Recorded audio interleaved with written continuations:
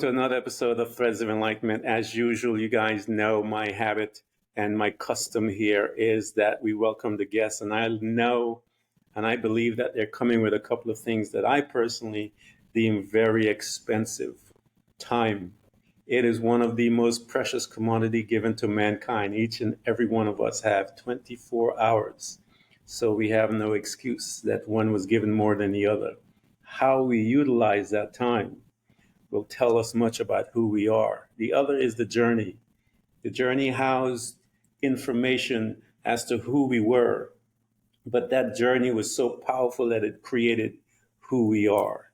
And so I want to thank Richard for coming and sharing both of those precious commodities with us, his time and his journey. And he's allowing us to get a glimpse of who he is, taste his journey, learn from his wisdom and his knowledge so that we can become better human spirits while we're walking this place called Earth. Richard, thank you so much for coming to Threads of Enlightenment. Thank you so much, Ken. I appreciate you inviting me so much. I'm just excited to be here with you today. Excellent. Tell the folks, how do you serve us, man? How do you serve others? As they say, I tell them that is the pinnacle of life. To be a servant, it is one of the precious gifts that we get, probably one of the most important after we get to know who we are. So talk to us about how do you serve? Okay, well, I guess the best way for me to say that is, when someone finds something that's good, uh, they can have one or two responses. They can either try to hoard it and say, okay, I don't want to share it with anybody because I just want to keep it myself. Uh, Yeah. that but they say the other response is, hey, I can share this with others. Yeah. The thing that I'm sharing, and I guess the foundational statement, if I just said it in two sentences, is I want my people, melanated people, to understand: um, reject the lies of yesterday, embrace Yeah. the greatness in your DNA. That is the basis of the book that I wrote, Found My People, which they can find at foundmypeople.com. But Yeah. it's the story of how I connected to my ancestral roots and how that connection was transformative and has enriched my life in ways that is just hard to really put into words sometimes. And I'm just seeing a groundswell of interest from our people in connecting to the culture that was taken from us. It's not our fault that we don't know the other part. And I try to use the analogy of the full moon. We all see a beautiful full moon and we look at its beauty. Songs have been sung about it. But then we don't think about the fact that there's another half of that moon that's dark, that we don't Yeah. see. It's unseen.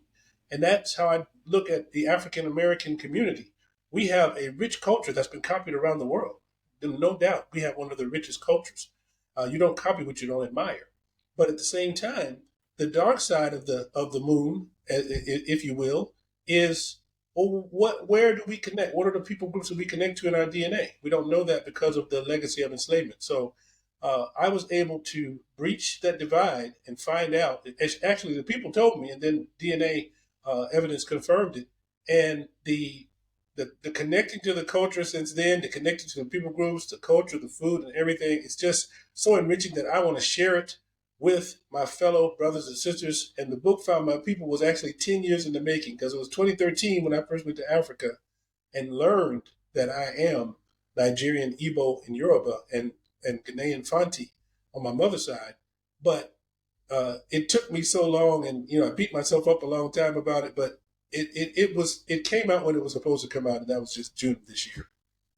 Yeah, I think everything in its time, everything has to be perfect in its timing because you needed to be in a certain space in order to see certain things, certain perspective, in order to Mm-hmm. be able to deliver it. And so, just like anything of quality, it takes some time to begin to formulate and to give birth to, if you will.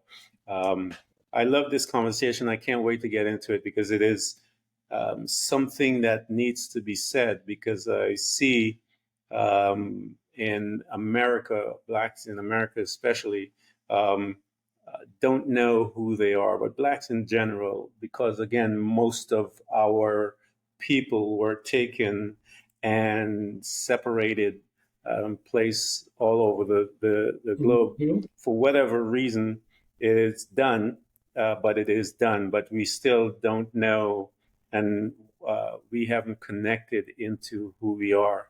And much of civilization owe the black race much. Um, Mhm.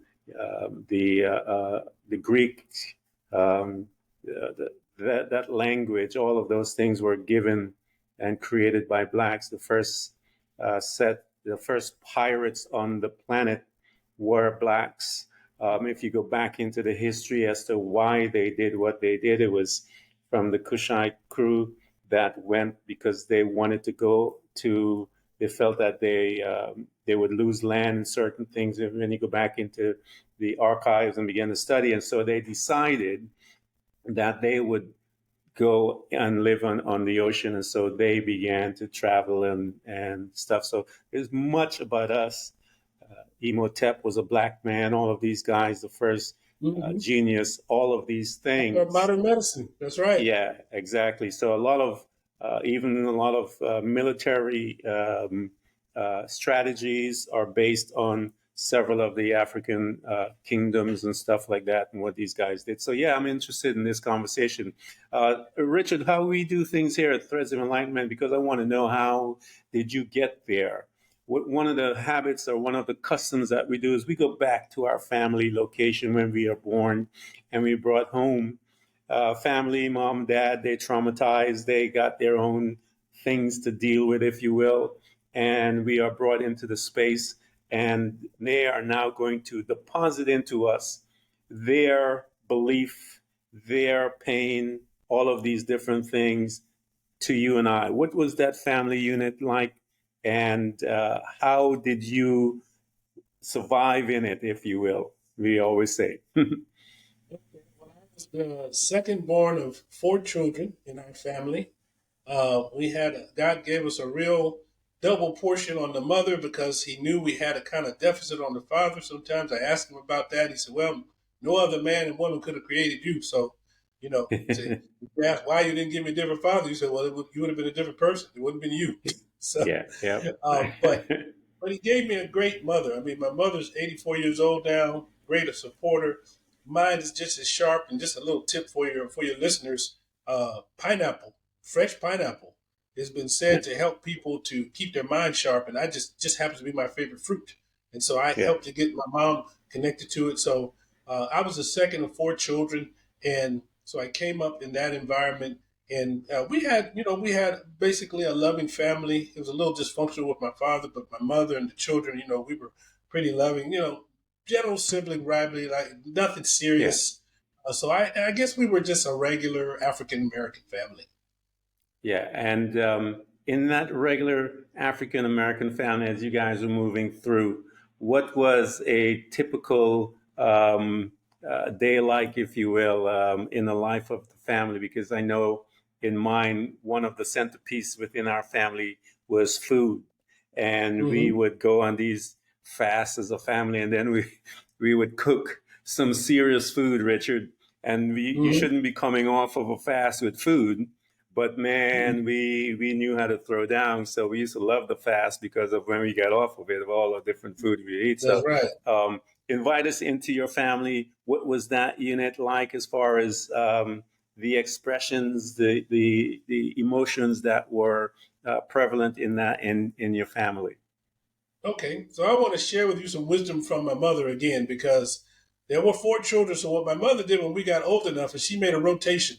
You'd spend a week cleaning the kitchen. You would turn over on Sunday night. If you didn't have it clean like it's supposed to be, you had to do that job again the next week. And it only took each of us one time doing the kitchen because then you still had to do the other. So you had to do the kitchen. There was the living room, dining room area, and then there was the bathroom. And then so Hmm. the other person would have the week off. So she made us rotate that.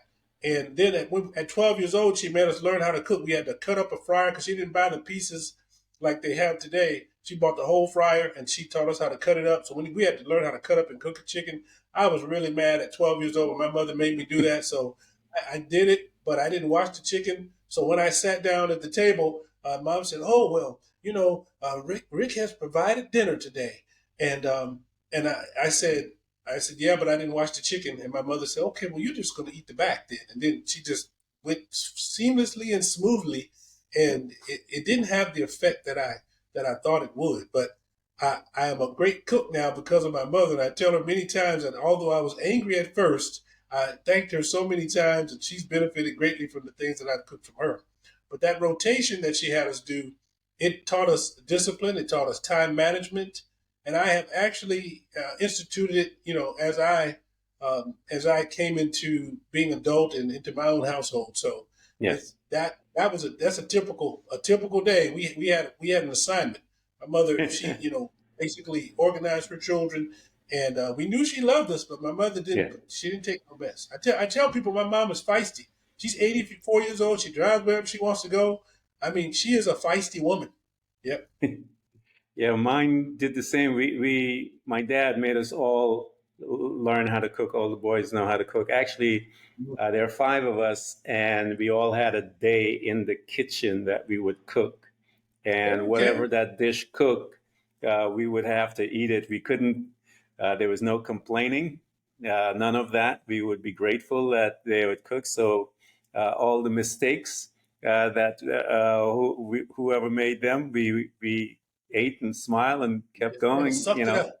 They just kind of Sucked it sucked it up. up and kept So going. yeah, we learned. And when I had my kids, I actually, Richard, what I did with my boys was I laid out the chores and I had them dress and as if it was a job interview. And I Wow. had a job description on each specific chore. And you And took it to the so next level. I took it to the next level, man. So Yeah. they had to pick which one, and they had to interview for it. They had to dress as for success, as they say, with You're their preparing them for life. Sunday That's best so on. smart. And they came, and I had the salary. We negotiated the salary just like Wow. you would do for unemployment. And so my intention was to show them teach them responsibility as well as teach them ownership and all of the different things that came along with it. And they The came way the and, world works. You were showing them how the yeah, world works. yeah, Hmm. penalize them, dock them when they didn't do their thing right, stuff like that, so that they can get a taste. Because I was trying to prepare them for the next journey, and I would tell them there are many teachers in your life. I am simply one of them.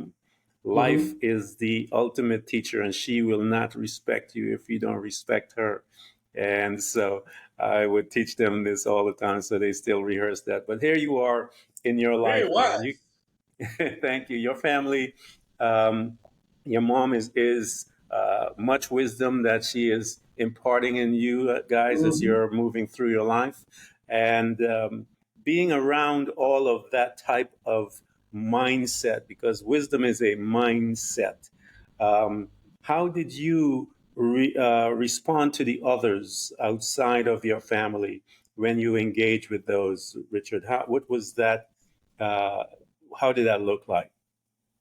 Well, for any international listeners that might not know, if you are the average African American child is when they're early enough to learn it. I mean, we were very young. My mother sat us down whenever we were old enough that she felt like we could understand, and she had this conversation with us. She said, "My son or my daughter, you are black and you're beautiful, but in this country, you're going to be some people are going to look at you and they're not going to like you just because of the color of your skin. They're not going to get Yeah, to know you. They're not going to care about your personality or your integrity or anything like that. Just because of the color of your skin, they're not going to like you. So you have to be twice as good to be considered equal. And I've heard this from so many friends that this was a common thing. It's not like our parents got together and told each other to say this to their children. It's just that you just knew this yeah, because that is how you had to survive in the society that you happen to be born into. I remember from the earliest age, my mother told us that. So my mother gave us that wisdom. So what we did was, I was always respectful of people. I don't have a prejudice or racist bone in my body. But then some people, of course, did against me. I mean, yeah, just in the first grade, I was 6 years old when I had my first racist encounter.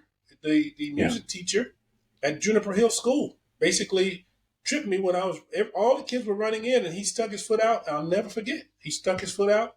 He tripped me, and I looked back up, and I was like, you tripped me. And he said, you shouldn't have been running. I said, you tripped me on purpose. I'm going to tell my daddy.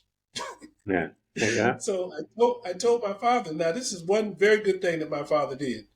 When he found out that somebody was messing with his child, he went up there. I wasn't in the room, but my mother told me. I actually write about this in the book. Yeah. And he basically, my father had a come to the Lord moment with him, and after that, I didn't have any more problems with him. Yeah. Everyone of color have that conversation with their kids. I had the same thing with my kids. I came from British Guiana when I came at 12 years old to America, Okay. and one of my first experiences as far as racism, because there's racism back home in Guyana, but I never really experienced it until I came into the United States. Mm-hmm. And experiencing it here was something else. And then I began to notice, my dad told me to go read about it and stuff like that when I encountered it. And he started looking into the history of America and saw the great. Um, I'll give you I'll tell you a story, Richard. And you were how And old you said when you encountered the first racist thing? First in racist America, I incident? was 12 years old. 12 years old. See, I was six. I was six, and you were 12. So okay. Yeah, I was 12 years old. And because I came here, I was 12 years old when I came, and pretty much right after I got here was when I ran into Okay. So in other words, that was welcome to America for you. yeah, welcome to America. And I'll tell you a story about this and encapsulate racism in America. I was going through a divorce, and I'm in my suit. Court is packed. I'm looking at other brothers that are less fortunate than me, or wasn't as well dressed as me because I was in corporate America, and Mm-hmm. director had a position and all that fancy stuff with the suit, and I'm sitting there waiting to go to the judge, and this white gentleman sat next to me, the finest you know when it's just smooth, clean. And I looked at him, and he looked at me, and he looked at me, and he said, "I am sorry." And I looked at him. I said, "You are?" I said, "You know." He said, "Yes." He said, "I'm sorry for you because he said, this system was not designed with you in mind."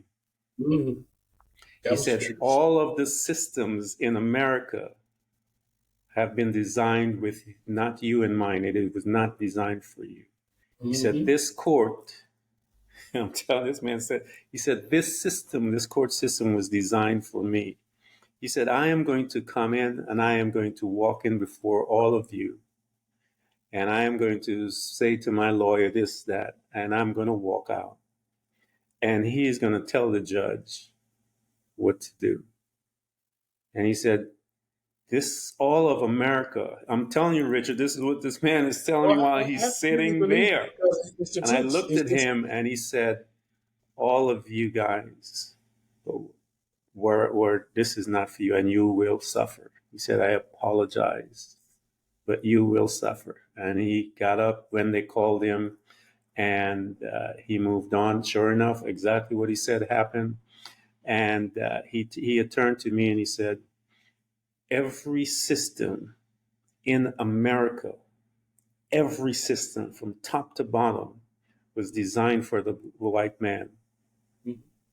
It was never designed for you. You were always to be a servant. That's right. And that is why I Go have ahead. no patience or respect for any white guy that is constantly whining about how someone is taking stuff for him, because that man gave me a masterclass in 5 minutes about America. And if Mm-hmm. you look at America today, every system is designed to keep you and I as servants, period. Mm-hmm. But when we when we break out of it, they become jealous, they become angry, and you're taking this from me and not understanding. No, bro, my mother, my father It's just told me going I uphill. have to, I have to be 50 times better than you Mm-hmm. to To be keep people. my space and what you have. So you shouldn't have any excuse because your school has better books, you have better equipment, you have everything. You are simply lazy minded, and you have a sick mind, and you don't understand that your this country is designed with you in mind, not me. And so you can't be mad. 5 minutes, Richard. That was a master class. Yeah. You It know. was decent of him to even say that to you Yeah. because, many know, but they won't ever tell you, you Yeah, know? they're not say it. Yeah, It was but decent of him to he's even say that. yeah, he spoke to me and he apologized to me because he knew. He said, I'm in it," and um, he said, "This is designed." He said because he was going through a divorce, and he was telling me that it's designed to protect him and his money Mm-hmm. and so forth. And so yeah, and it was a mess, man. Yeah, I'll never forget that. So here you are. Sorry, I had to digress on that, but Oh no, that that's actually is good for people to understand because I know you might have listeners all over the world. So it's good for people outside to understand, and I know they definitely have their own stories too. But it's yeah, really good for them to understand the basis and out, and it actually helps to give context to where the book came from because yeah. how how important it was that I found my people because of the kind of environment that you're just describing that we grew up in. Yeah, I grew up in hostility, and we'll get into more as we move forward because we have both of us have stories. Here we Mhm. are. You're growing, you learn, and you're moving through life. You encounter your first, uh, um, you know, as far as prejudice, behavior, and mindset as a young man, 6 years old. As you're moving through life, Richard, you're heading into high school and college and stuff like that. Where did you see yourself moving forward? Because I know you're from your mom, she's going to be trying to move you guys forward. What was her advice as you guys were growing and becoming adults, if you will, young adults? Well, I'll tell you this: my mother said that told us to always be honest. Don't take anything that doesn't belong to you. Because she said if you get your behind in jail, you're gonna stay there. I'm not putting up no bail for nobody. That's what she told us, and that worked because she didn't have a single child that got arrested or anything like that. I mean, we all heeded her words. Yeah. But one thing she did, she had us. She did some education for us and some books that was a sign that I read. One very significant book that I still remember all these years later is Soul on Ice by Eldridge Cleaver. Mhm. Soul on Ice by Eldridge Cleaver. That book, it talked about how the society and the institutionalized racism in America basically tries to picture black men, black women, white women. And it basically said it wants to make the black man look like uh, what they call a sub. I mean, a masculine, super masculine medium. That was the term he used. Very Mhm. strong, very dumb. Okay, Yeah. wanted to make the black woman look like a sub feminine female. Basically who you could treat just like a man, fight like a man, everything like that. Just not feminine, not desirable. They wanted to make the white man look like the omnipotent administrator, the Yeah. natural, maybe not as strong as the black man, but the natural person to lead and do everything. And then the white female as the super feminine female. And Yeah. after reading that book, I started looking at television shows and commercials and things like that, even advertising where, and I saw this. I mean, he was right. Yeah. That's It's there. exactly, Yeah. I mean, It's there. it is like even all this time later, because I think he wrote that in the 60s. It's on the nose. I mean, he's just hitting the nail with that book. And I've told many people about that book. I said, if you want Yeah. to know, and then, but the thing that reading that book did for me is that when I would see this now, it gave me the perspective of, I said, wait a minute now. If you have people that are telling lies like this, that is associated with low self esteem because someone Yeah. with high self esteem doesn't have to tell lies on other people. Yeah. We are clearly exceptional. You look at all the things that have been invented by people of color, of African descent. You look at even the fact that they helped to civilize Europe, go over there and tell Europe about not keeping people, animals in the houses and things like that. I Hmm. mean, you go back in history and look at these things. One man said Africa came twice after the what do they call it, the 500-year Dark Ages. They said it Yeah, was Moors that came in and helped to re-civilize and then civilize Europe. And then they also said that there was a Roman emperor of color from North Africa that was called upon by England because they were getting attacked from the north that came to help stabilize. They said that definition of London. They said that's what he defined. He said he helped them to build the wall of protection around there, but they yeah, don't want to tell you that. So it's like they kind of try to kind of hide the history. So we have to seek out and find the true history. And it's like I said on those two lines: reject the lies of yesterday, embrace the greatness in our DNA, because we are the most copied people on the planet. Every melanated person knows, whether you're African American, African, Afro Caribbean, Afro Brazilian, wherever dark skinned melanated people are, we are copied. And nobody copies what they don't like. You only copy what you admire. So if you yeah, are copied and because you're admired, then that means you're exceptional. But if you're copied after 500 years of a negative stereotype, 500 years of people being told that not only are you low, but you're the lowest and nobody can be lower than you, but yet they still copy off of you, that means we're super exceptional. And that's the message I want to say. Stop listening to what they say. Watch what they do. If they're copying off of you, just like my mother yeah. used to tell my sister, because unlike your household, when my sister cooked, my brothers and I were kind of, we kind of messed with her a little bit. And so we would say, Yeah. "Oh, it tastes terrible. Oh, like, what are you trying to do to us? We need to have strength. We can't go out like this." And so Yeah. she said my sister would be upset. "Mom, they're talking about my food."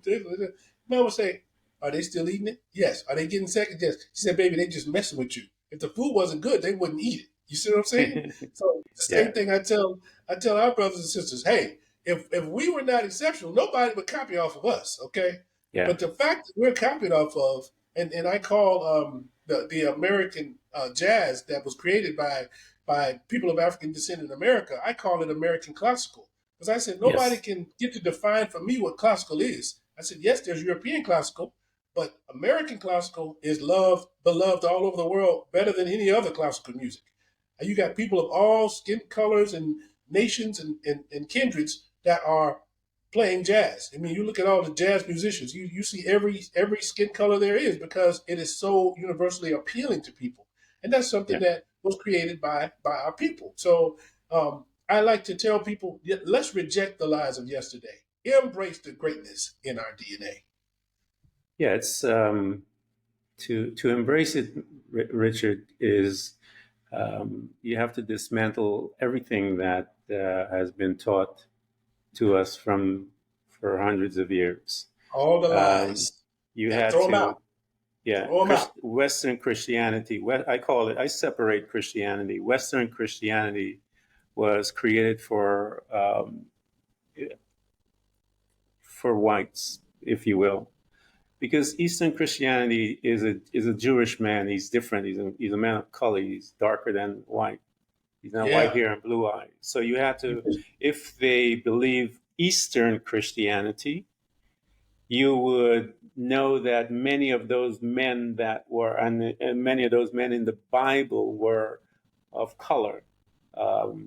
Moses' family, most of them were color. His wife, Mm-hmm. Keturah, um, you know, uh, uh, all these different women, and people are mentioning Jethro, who's his father-in-law, who Priest and was, Midian. I Mm-hmm. mean, all of these guys, many of the kings there, all of the prophets, many of those guys were of color, Mm-hmm. but they had to They went to whitewash the Africa to Bible. hide. God sent them to Yeah, Africa to yep. hide. They went Mm-hmm. there to Canaan, the land of Canaan. That's where the Jewish people went.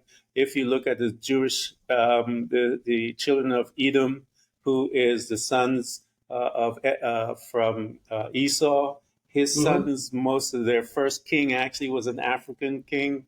So they have to create a blonde hair and blue eye in order to subrogate. And if you see that model of religion, it subrogates every other race. That's why they sanction slavery, because they are able to subjugate other race because they are afraid of the truth. And uh, it is a shame of where it is, and we see that the manifestation of, and they even name it now, white national Christianity and white Christian national, all kinds of crazy stuff, white evangelical. The fact that that terminology, white, is in there speaks Mhm. volumes, because it tells me that all you're focusing is on white. Yes, And so because the Bible is you, not like that.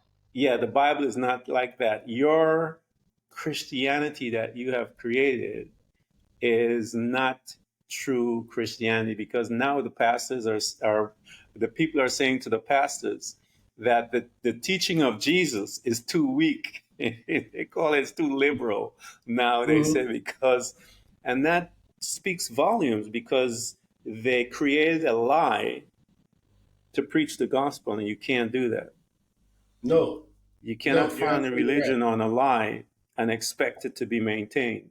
It cannot.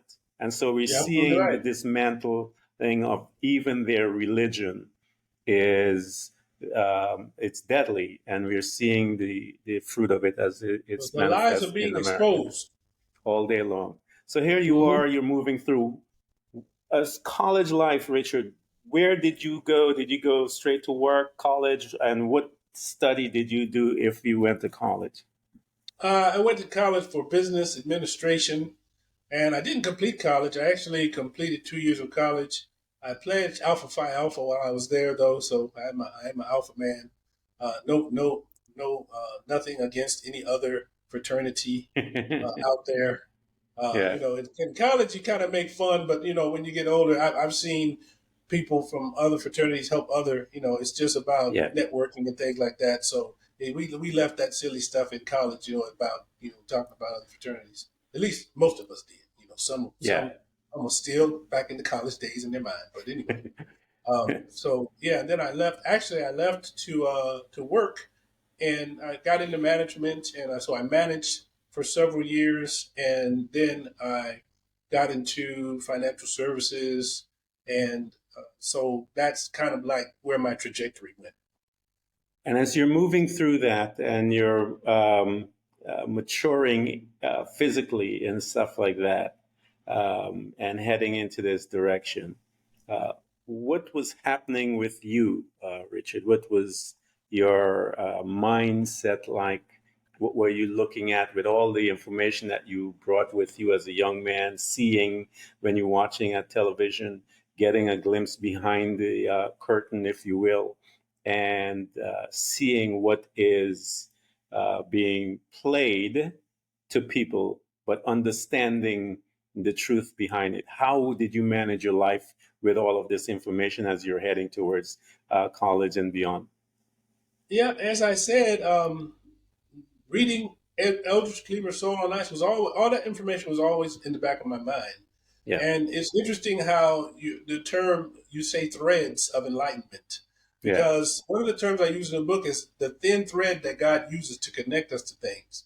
Because the Mm-hmm. way that I got to find out about my roots is because when I got into the financial services, one of the things I did early on, I worked for one of the big Fortune 100 companies, and they had what they call mortgage leads. So you would go down to the city, find out people that had gotten mortgages, and you could send them a letter referencing that mortgage and say, do you have insurance, so in case something happens untimely, that the house will Yeah. be paid for, and that your loved ones won't have grief on top of a big bill without your Yeah. income.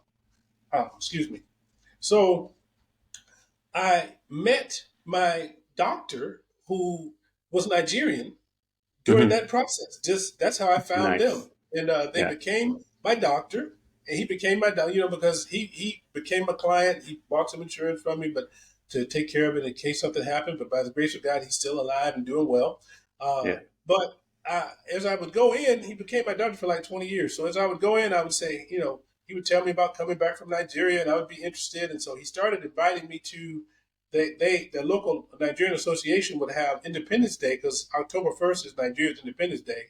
celebration. So some Saturdays, if you, in any city in the United States, you probably have a Nigerian Independence Day celebration going on. So he started inviting me. So I got Yeah. exposed to Nigerian food, which is so delicious. Yeah, And it's then good. the Nigerian women, the culture, Yeah. fashion of the Nigerian women. And then Yeah. later I found out also the Ghanaian women and other African women, their fashion is just second to none. Yeah. Just stunningly beautiful. And the gele that they wrap around their head is so Mm-hmm. creative. And I'm like, I don't know how they get, because it's like a piece of fabric. And then they make it look like it stays up there so beautifully. I'm like, how do they do that? I still don't know how Yeah. to do it. But it's just so beautiful. I got exposed to the culture. And so then after a few years of that, I said, hey, I want to go to Nigeria with you. He said he has had so many people ask him that he Yeah. did not really believe me. I said, I had to convince him. I said, no, I'm serious. I'm serious. I want to go. And so he Yeah. said, okay, well, in November 2013, because it was 2012, in November 2013, he said, my wife's niece is getting married and you'll be able to meet the whole family. I said, okay. So Yeah. saved up my money, went with him. And that's how the people told me when I got there. Yeah. They said, are you a Nigerian? I said, well, I don't know, African American enslavement thing happened. We got to do some DNA. They Yeah. said, Yeah. Yeah. you are an Igbo man. I tell you, you're an Igbo. And then the Yorubas looked at me and said, oh, you have Yoruba features. I believe you're Yoruba. And so I was like, Yoruba, Igbo. I mean, at the same time. Then when I got my DNA done, when I got back, I found out that they were correct. They confirmed that I am on my father's side Igbo and Yoruba, and on my mother's side, I am Ghanaian Fanti. When I introduced myself, I don't think I told them my name, did I? What we'll have to get to that. No, go ahead, Richard. Go ahead. Tell them, man.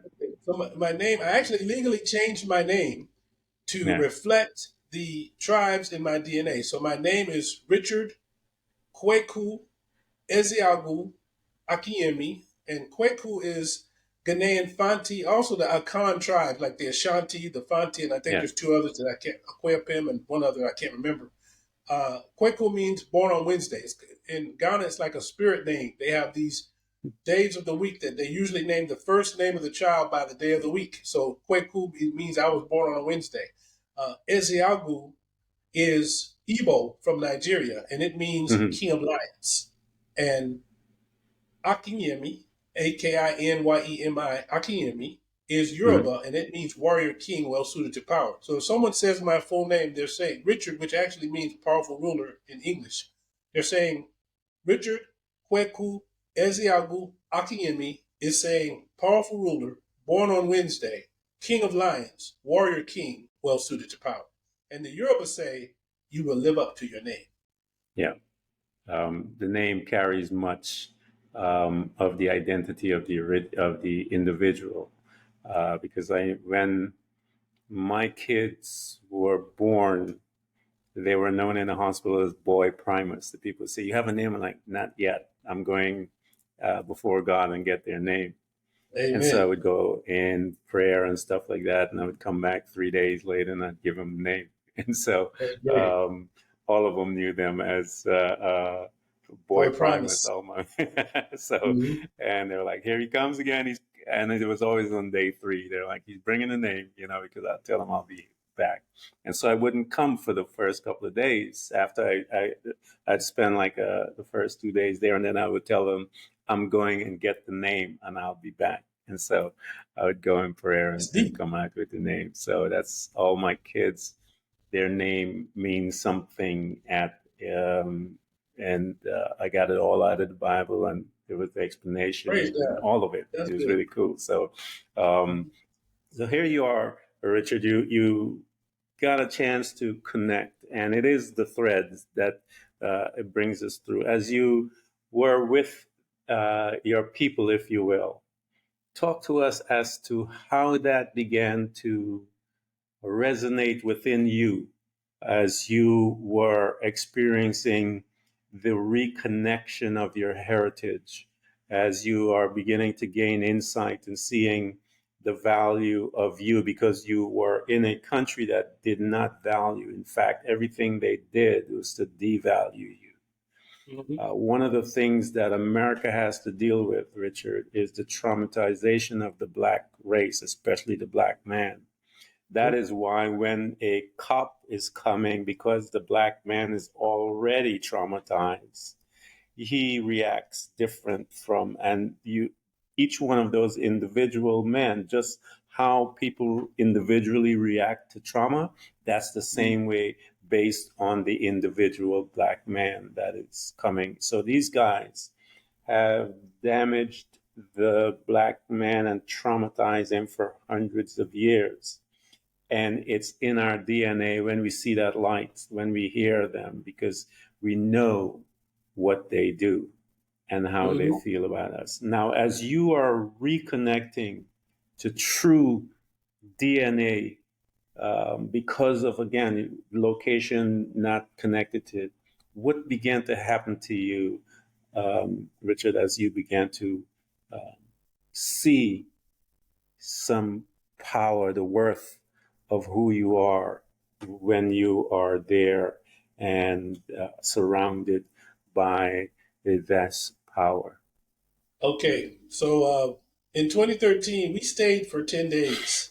And, you feel good because you're going to Africa, especially I told you I'd been exposed, Yeah. to Nigerian culture. So I was really Mm-hmm. excited. I was going to Africa. And then they took us to get my favorite thing. I don't know if you know about this or not, but now you will. It's Yeah. called suya. Suya, Mm-hmm. Suya. Suya is thin strips. They can do different kind of meats, but usually beef. And they have Mm-hmm. this suya spice that they rub on it, and they roast it over fire. It is delicious. And then what they do is they serve it with cut up onions, raw onions, and cayenne pepper, right? Yeah. uh, because I didn't know this until I went to Nigeria. But if you eat something hot like that, if you eat raw onions, it will cut the heat down in your mouth. Yeah. Not, some people drink water. You don't drink water. Eat Yeah. raw onions. It will cut the Mm-hmm. heat down. I never knew that until I ate suya. But anyway, so I ordered. We went to the Lagos Country Club. They took me. The Yeah. doctor, he took me to the Lagos Country Club. We rounded the corner, and then I had to stop everybody. I said, "Everybody, stop!" I said, "Hold up, wait. Did you?" Every place I looked in a country club. Now, in a country club, okay, Yeah. everybody was melanated in the country club. Yeah. I had never seen that before, right? Yeah. I had never seen. There were black people on the money. The money Yeah. had black people on it. I had never seen that before. So these were like just things that just kind of brought joy into me because I'm like, wow. I told everybody, I said, you will not see this anywhere in America. I said a country club, at least not that I know of, and I have been to. The only people, some country clubs, the only people of color you see in there were in the kitchen. That was it, serving. Or maintaining the grounds. But here is a country club. The facility itself was nothing to speak of because it was back from the days of English rule, so the facility looked kind of old. But the fact that we were at a country club and we rounded that corner and I saw all of these melanated people just sitting down and enjoying themselves in the pool and everything, I was like, wow, wow. It was just, it was so uplifting. It was just so uplifting. That's why I really want people to connect. I really want people to connect. I have a passion to help connect people and hopefully they will tell the stories of how, of what exactly they experienced as they connected to the culture. And then Oh my after God. seeing that, on another day, we actually went to Badagry. And Badagry is the place where the point of no return. Anybody that has Nigerian ancestry, if you've done a DNA and you've got Nigerian ancestry, or if a Nigerian person has told you that you look like you're Nigerian, it's very likely that your ancestor came through Badagry. And it's a suburb of Lagos. Of course, Lagos is the biggest city in Africa. It's also the biggest city in Nigeria. And Badagry is a suburb of Lagos. And it's the last place on the continent of Africa that Nigerians that were enslaved, their last place their foot touched was Badagry. But while I was there in Badagry, that's where I had a connection in Yeah. Badagry, the point of no return. And so we visited Badagry, and the it was actually You know, some people say your ancestors are there waiting for you, but to Yeah, me, I felt like it's in your DNA. The trauma yeah, that happened to them on that beach, because every yeah. Nigerian that was enslaved, Badagry was the point of no return, the That's the last point. Yep. land that they touched from Africa. Yeah, And that was so the I port. think just like the way turtles can navigate and go from a beach and come back after they just all these years later because of the magnetic, Hmm. and just like you can hold out a compass and it can point north because of the magnetic. I think just that same way that magnetic imprints on our DNA. This is just my theory now, that it Yeah, imprints on the DNA. And when I got back there, it was really a visceral experience. That's why one of the names I call myself is a visceral connections coach, because it's not just emotional. It's not just knowing that your ancestors. Because at that time I didn't know that I was Nigerian, but I just know I told my daughter, I said it's important that we be here because this is the first time in hundreds of years that anybody from our bloodline has been back on the soil where our people yeah, came from. I said, so I yeah, don't know exactly where. At the time I didn't know, but I said it was from this continent that we're standing on right now. I said, so it's so important. But then God gave me the poem, It's in Your DNA, right there on that beach. And it says, yeah, it does not matter what they say. There is greatness in your DNA.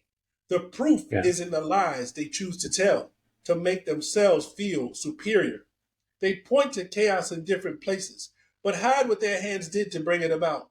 There is greatness in us, but they don't want it out. I think they know they could not compete if the field were level, and they couldn't cheat. So on they go, lives filled with lies to make pretend and rationalize. They say all is equal. Why do you complain? Pretending that their constant lies have not changed the game and made people perceive just by your skin who should lose and who should win. There are some things you have to know. Don't wait for someone to tell you so. Reject the lies of yesterday. Embrace the greatness in your DNA. And it was from that poem that the book Found My People sprang. that's a powerful story, man. Because it is our people is power. If you go back into history, and again, it is they had to create everything new so that they can reprogram us. And the Western Christianity, as I said, was one of the main sanctioners of slavery. If you go to every port, every slave port, you will see a cross. You will Mhm. see their area where they were a part of it. They were a part of it. They didn't Yeah, want the us to Catholic Church be who. initiated it. The Catholic Church Oh yeah. initiated it.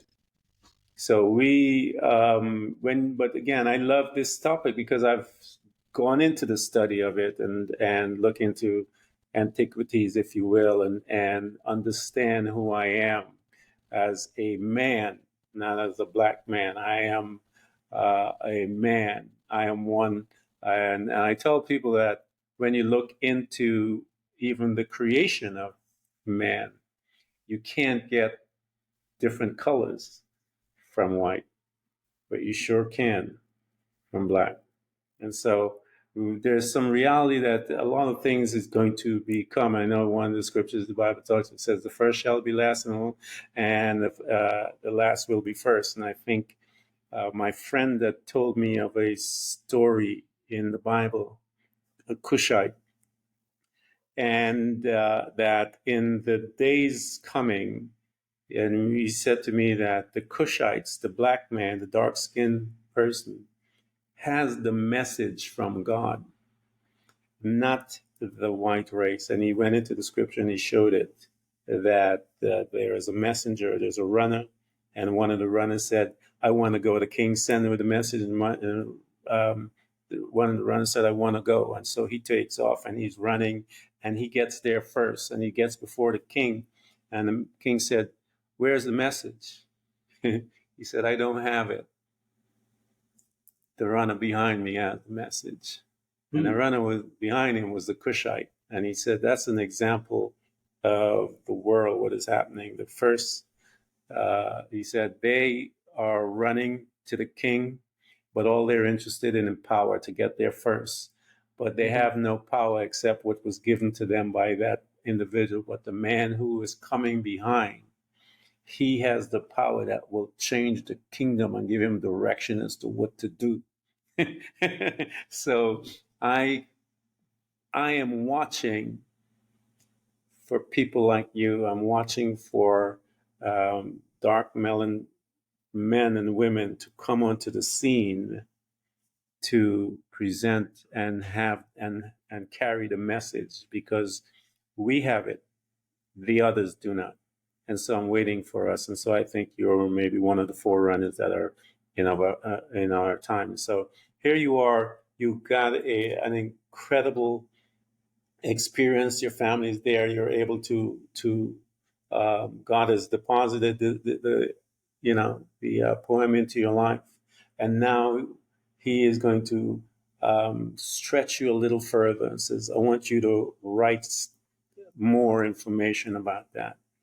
Talk to us about that stretching, when it began, and how did it begin to expand you as an individual, as because you now need to go and do some research to find out more data, to go where stuff is hidden, extract, bring it out, put it in a format by which now you can reach back to those that are in the States that can bring some understanding to them.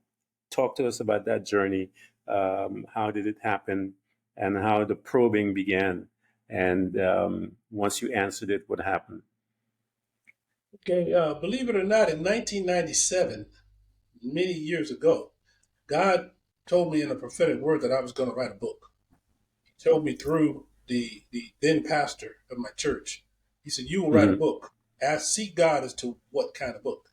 And then I didn't realize that this was the book, because I Yeah. started, like I said, I went in 2013. God gave me that poem, and so what happened was I didn't initially start out trying to say I was going to write a book.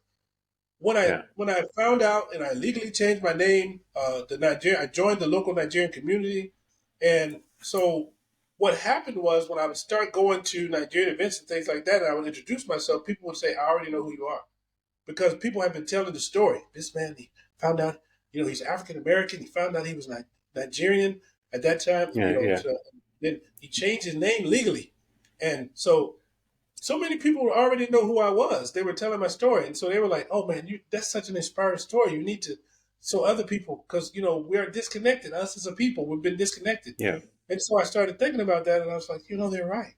And so I kind of think of this as like the next step after the Roots, because Roots from Alice Haley was such a great story. We were Yeah. all I remember that. so excited about the fact that Yeah. they, against all odds, retained their African culture and heritage, in a land that was hostile to them. But it didn't tell me and you and other people Mm-hmm. how to connect to ours. And Yeah. and even though I don't have the connection like that, where I say, "Oh, this family," I just know the tribe. But to me, that's great because I was able to determine my name. Because at some point, every family had somebody that determined their name. So I'm just the one that started for this. Okay, but so that's. And I was asking the Lord, I was like, I think this might be the book that you told me I was going to write a long time ago. And then the guy kind Yeah. of confirmed that this is the book. 26 years later, 26 years later, this is the book that he told me that I was going to write. So, um, Nice. yes. So, I just it's just a passion to help connect us because there are over Yeah. 200 million people of African descent in just the Americas. I don't even know what it is I'm talking about Canada, United States, the Yeah. Caribbean, Central and South America. When you just Mm-hmm. count those, over 200 million, because in America, we're over 40, I think 47 million. In Brazil alone is over 90 million. That's just 130. And then the rest of Yeah. it fills in that other over 70. And that's people just like us African Americans that have no idea. We know we're connected somewhere, but we don't know exactly where, like the dark side of the moon, basically. Our Mm-hmm. culture, Yeah. Caribbean culture is beautiful. Caribbean culture, that's the full moon. Brazilian culture, Yeah. beautiful. Caribbean culture, that's the full moon. I've seen about their Capuano and stuff like that. That culture, we all have beautiful, rich cultures that we kind of made because of the DNA that's in us. But then where do we connect? Where are our origin tribes? And so that's why I guess I had the compelling. And then when it got close to the end of finishing the book, there was a compelling that God gave me like nothing I've ever had in my life. It was as if I felt like if I didn't finish this book, I would not be completing something that I was born to do. And it would be so Yeah. disappointing to live my life and not do what I'm supposed to do. And so it was a drive to get finished. And then, I found a Nigerian publisher because I wanted to have everybody on the project that look like me, because there's this lie out there that says, that says Yeah. that we can't do anything unless we have somebody of another persuasion. We can't be Yeah. successful unless somebody another persuasion is doing it. I said, mm-mm. I even had people that look like me tell me that, oh man, you're not gonna sell a lot because you gotta have basically them to help you to do it. And I was like, God has taken care of me all this time. I never missed a Yeah. meal unless I was fasting. I said, I'm not the one that has to have the riches, like, so I've got to. If it doesn't happen like this, then it won't happen. But I believe it'll happen like this because I said, I believe that if God told me to write this book, then it ain't going to sit in obscurity. It's not going to be collecting dust. There's a reason. Yeah. It's a compelling, inspirational story. And it's not just about me. It's me saying, hey, just like it enriched my life like this, I want to hear the stories of all of my brothers and sisters when they connect and they get their Yeah. lives enriched. I want to hear those stories. I'm excited. I tell them in the book, I'm excited for those that decide to take the journey. Say, I want to learn. So many people I've talked to are so encouraged and they want to learn where they are. So many people, adults now, they're changing their names to reflect the tribes once they find out. I just found Hmm. out that Shannon Sharp recently said that he found out he was 90% Nigerian. So he took the test that basically tells you the country test. But I'm just Yeah. encouraging Shannon, if you listen to this, Shannon, go get that tribal test from African ancestry. Go get that tribal test, baby, because that one's going to tell you the tribe. Because guess what? The Igbo and the Yoruba are both in Nigeria, but they got different culture. The Igbo, I'm learning Yeah. the Igbo culture. I'm learning the Yoruba culture. And somebody told me, oh no, no, no, no, the Igbos and the Yorubas don't like each other because there was a civil war in the '70s between Yeah. the Igbos and the Yorubas. Oh, you got to pick one. I said that's just like telling somebody that had their two children kidnapped when they was young, finally get them back after they're grown adult, and say you can't only love but one. You can only Yeah. love one of them. You can't love. I said no, no. I said I love my Igbo people. I love my Yoruba people. I love my Santi people. I'm going to learn all of them. I love all of them because all of them are my people. They're in my DNA. If I deny them, I'm Yeah. denying myself. You know? Yeah. I agree with you. I think there has been a movement in the last 10 years within the blacks. A lot of blacks are moving to Africa. I know a lot of corporate people are walking away from America and retiring and going into Africa. One of my friends, Humphrey, is also in Africa. So I know the migration has started. Mm-hmm. Um, and because they're looking at America, and you're seeing, in all reality, I was talking to my brother, and a black man in America today is not safe running. He's not safe in his own house. He gets shot up in his own house. He was Mm-hmm. sitting in his own house. You You're know, not no knock safe Lawrence. at, yeah, you're not safe in your church.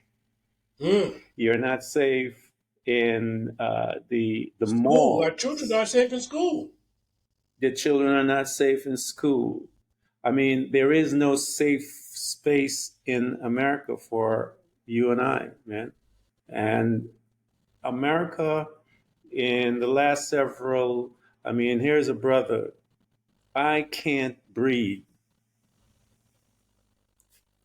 He's telling you that something is wrong. He can't breathe. Yeah. If he can't breathe, I mean, there's Well, 20 well, of you and Eric guys. Garner, same thing. Eric Garner, I Yeah. can't breathe. I mean, brothers running. This man just shot a pregnant sister. I mean, he just Mm-hmm. shot her. Who I did mean, who did not um, shoplift? That's right. yeah, a 10-year-old boy steps out of his mom's car to pee in the car, back of the car. He got to pee. The cops come, arrested this 10-year-old boy from peeing in his mom's car. So even the rich brothers. I know, I forgot the football player. He bought his house. He's going in there to go into his house, and the man is telling him, "You can't go in there. You can't. You people, can't afford to live here." And he's looking at him, going, "This is a ball player, NFL, making ton of money. The more money that boy Mm-hmm. will ever see in his life." Telling Mm-hmm. him he can't go into his house. I mean, when you look at that, and I hate to say this, when you look at a country that is, um, their laws, everything they do is to prevent the black man from voting, from getting education. I mean, everything, all their policies, like the man told me in 5 minutes. He said, all of the system that we have put in place is to break you and keep you as a slave and us in our position. So the housing we can't afford. They don't give us the right evaluation of our house. I know of a mixed couple. The wife went in, and the value of the house that the bank gave him was absolutely crazy. The white husband, went in and took all the pictures of his sister, his wife, his sister I mean, the sister on the thing, put it down. They came in and tripled the value of the house. Yeah. Why? Because of what that man said to me. The That's racism. system is designed to That's destroy right. you, and it was built for me. Right. 5 minutes. And so we're looking at a country today in the United States of America. Everything they do is about you and I. And so the brothers and sisters have to begin to ask some questions, because if we did not believe those words that told us that every man is created equal, and that we had rights and all of that stuff, if it wasn't for us who believe it, America would have been a fascist country many years ago.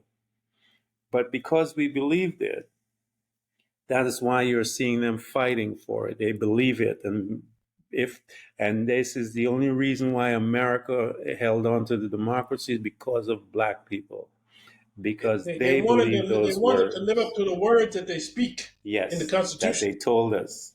You told us this, and we want it, and so they fought for it, and they fought and they fought, and now they're dismantling everything that we have fought for, because they are now showing who they are, and you're seeing their fascist belief system of who they are standing front and center, and the hatred of black people front and center, education, everything they're attacking. But that's Mm-hmm. okay, because we know who we are. We know We who we know are. who we are. And so once we began, and here Richard has put together some information to educate those as to who they are, and when that education comes, they will look at you and they will know who you are.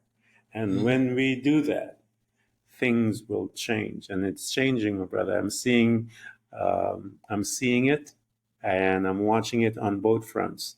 That the migration towards Africa is happening, and they're awakening these brothers and sisters here in the United States to begin to see who they are, and there's a And they're change not going to coming, hear as about they it on say. TV. They're not going to hear about it Oh on no, mainstream media. It will not be it wasn't televised. there. No, because they all say the same thing. I Right. had a friend of Right. They don't mine that want us to said know. something to me. Yeah, I had someone said something to me recently that I never answered it because I couldn't answer them. They said to me, I met a black family, and they came from the Caribbean island, and they're doing well. And because they're doing well, I don't think there's that much racism. Who that family said that to you? No, this white friend of mine, this girl that I met, Oh. and she met that black family, and because that one family is doing well, and Mhm. they broke through, if you will. She said, "How Is could there there be racism still? if they were doing well?" Yes, That's and what she was saying to you. I haven't been able to answer that, because to me that whole statement right there is white privilege. Hmm. All you need to do is turn on your TV. I don't need to turn on your TV. You're not probably looking at what your culture is doing and your people are doing to another I, person because of color. You know, I have an open answer for your that. eyes. I have an Open your answer for that. eyes. Yeah, tell me and It, I'll tell them, man, because I couldn't okay, answer them. I this is just, how this is one of the things that connected to my culture has helped me to learn because I've been a keynote speaker at some of the events, and of course, yeah. anytime you're a keynote speaker, you have to research your audience, you have to do some research, and you have to know some things. So, what I found out after I learned that I'm Nigerian is that Nigerians are and the other African tribes are the most educated people in America, which Yeah. America tries to make us think it's Asian people. But the fact is, it's Nigerians and other Africans are the most educated, and then the Asians are after the Nigerians. Okay? Yeah. Nigerians actually get bachelor's degrees at a rate of more than 2 to 1 compared to native born Caucasian Americans. And Hmm. Nigerians actually get advanced degrees at a rate of more than 3 to 1 compared to native born Caucasian Americans. Okay. So that, and then when you look at income, and actually O'Reilly, of the O'Reilly show, reported these same things that the Nigerians are making an average as a group, an average of 3% more. So in other words, they're earning more. And so when you look at that as Nigerians as a group, and people try to say, oh, that's not, there's no racism because of that. But this is what I want you to contrast. Look at the numbers of education for African Americans. And this is not Yeah. saying anything bad about African Americans. What I want to point to is the environment. Nigerians are raised Yeah. in an environment. This is what I also learned when I connected to my culture. That, for example, the Yoruba naming ceremony, they're all the families in the local area will come to the Yoruba naming ceremony, and they will offer money, or if they're agrarian, they'll offer something for that they're growing, and they'll offer a name for the child. But Yeah. let's say they offered the name of Wami, okay? But so the parents ended up naming the child Sesi, but Hmm. the, that family that named her Wami, all her life, they're going to call her Wami. When she's a little Yeah. girl, when little Cecily's being walked by her parents, and they're going to say, Wami, you're so beautiful today. You're so lovely, such a vision. Yeah. And after a while, she's going to say, why are they calling me Wami? She's going to Yeah. say, the parents are going to say, my child, they were there when you were born at the naming ceremony. And they gave you Yeah. that name, and you will be Wami to them all of your life. So it's each family is like taking ownership of that child. They are Yeah. brought up in an environment where they're taught that nobody is better than them, that they're Yeah. able to do anything. And some people take it as arrogance. I'm not saying that there might not be some arrogant Nigerians. There may be, but Hmm. most of them are just really confident. Okay, Yeah. and so because of that, that's why they're achieving at that level. They study like that in Nigeria. And then when they come here, they say it's easier because they study harder in Nigeria. Okay, Yeah. so then I found out. So you look at that group and how they're succeeding. Then you look at the African Americans, and this is no disparagement on African Americans. I want everybody to understand that that's listening to this. That's not what I'm saying. Yeah. I'm wanting you to compare a people that was raised up in an environment that where their parents have to tell them when they're children, you got 2 strikes against you. And we know Yeah. in baseball, 3 strikes you're out. So you told as a Yep. child that you were 1 strike away from being out. I mean, we're told that Hmm. as children, right? And Yeah. that you got to Yep. work twice as hard to be considered equal. So that's stress. Yeah. That's look at the higher levels of hypertension. That's to put Yep. stress on you and things like that. When I had ran out of gas on the interstate, I had passed the state trooper 1 mile back, and then the next exit was 2 miles up. So I had a choice of going one Hmm. mile back from the trooper or going 2 miles up. Now, when I know that white supremacist groups have infiltrated the law enforcement in the United States, what do you think I Yep. did? I walked two Yeah. miles up, I got my gas, I walked 2 miles back. I was not going to go a mile back to have somebody that tries to shoot me, throw a gun on me when I'm dead and say that I was trying to shoot him when I had no such intentions. Yeah. So Yep. that tells you when you look at the contrast between the what the Nigerians and other Africans are doing in their level of education and the African Americans, it's not anything bad about the African Americans. It's just the environment. That is how I would Yeah. answer it. Look at the environment. These people have the same DNA, the same DNA. Yep. But one was in a an environment that was nurturing and told you that you could do anything, and the other was an environment that said when you was young, you got two strikes against you. You got to be twice as Yeah. good to be considered equal. And yes, that group still has achieved. Yes, African Americans still has achieved. But as a group, we haven't achieved the way that the Nigerians and the Africans have because we were raised in a different environment, and that makes a Yeah. difference. That's why It how I does. would. It makes a difference because, as you said, the stress level and all the different things that contribute to that. And Mm-hmm. again, the trauma, because that information, when we were told as a young person, yeah, but, Just a boy, it's just a girl. traumatizing. You Yeah. you got And that heavy so, stuff, and they want you to yeah, survive. That's why they're telling you. Normally, a parent yeah, wouldn't drop something that heavy on a child, but they know yeah, this child might not survive to yes, adulthood if I don't tell yeah, this child. You can't have the slips that a normal child would have. You don't have that freedom yeah, because yeah, you look at they arrested a 6 year old the yeah. other day. They 6-year-old arrested kid. a Yeah. 6 year old. Can you believe that? Yeah. Yeah.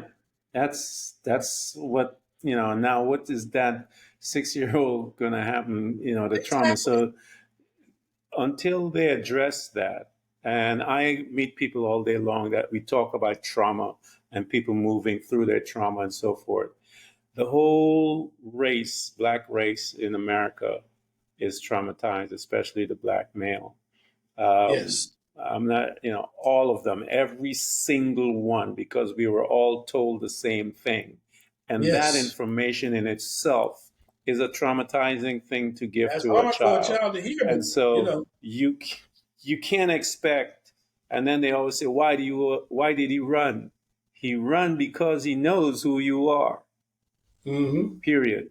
And so you have to have a knowledge that every black man, and until they began to train them that way, which we know they're not going to do, we will always have this problem because the next generation of black families are going to say, you got two strikes against you. And that trauma will be passed on forever, right. because they will never deal with this problem. Never. I have, I don't I have a care what quick story to anyone will say. demonstrate it when it's a good moment to tell you.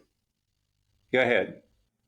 Okay, so I bought a house with my family at the time, not married to that ex-wife now, but anyway, at the time we bought a house and it was in a mixed neighborhood, and we were a good Mm-hmm. neighbor. We kept our house up just well as everybody else, and there were some kids from one of my Caucasian neighbors. His daughter was hanging out with somebody.